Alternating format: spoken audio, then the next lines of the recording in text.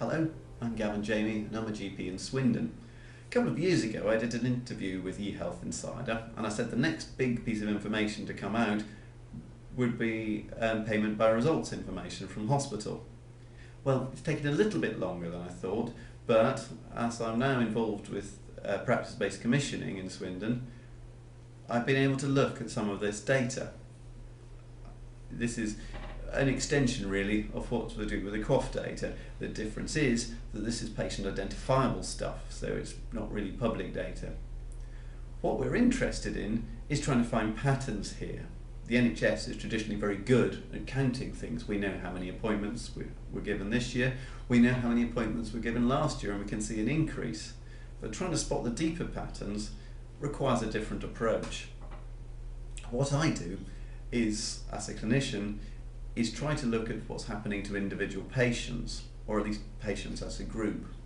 And I'm trying to do some what I call patient-based analysis. This is tracking patients by NHS numbers through the system. Now, we don't have all the system yet. We don't have, for instance, the GP primary care clinics that are run in the community. We don't have alternative providers, the BUPAs, the independent treatment centres. But we do have the vast majority of the data, and in Swindon we're pretty much referring to one hospital. So what are we looking at?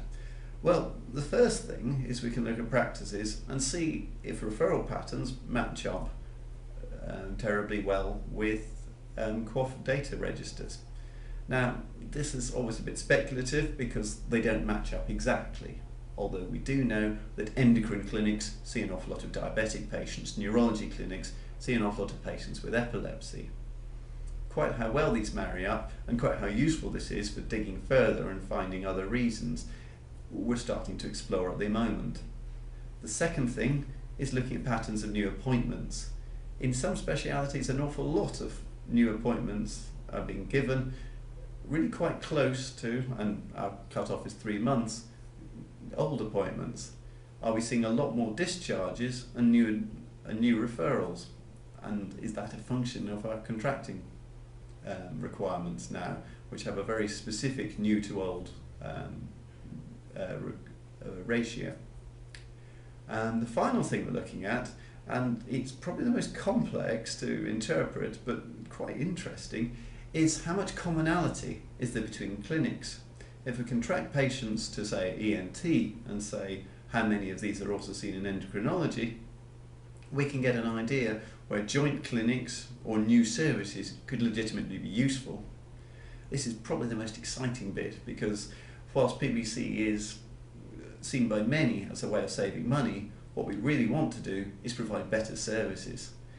If a patient can be seen and dealt with in a single trip to the hospital rather than 2 or 3, yes, it saves money, but it's an awful lot more popular with the patients as well. Over the next couple of months, we hope to get more results of these, and I'll share as much as I'm allowed.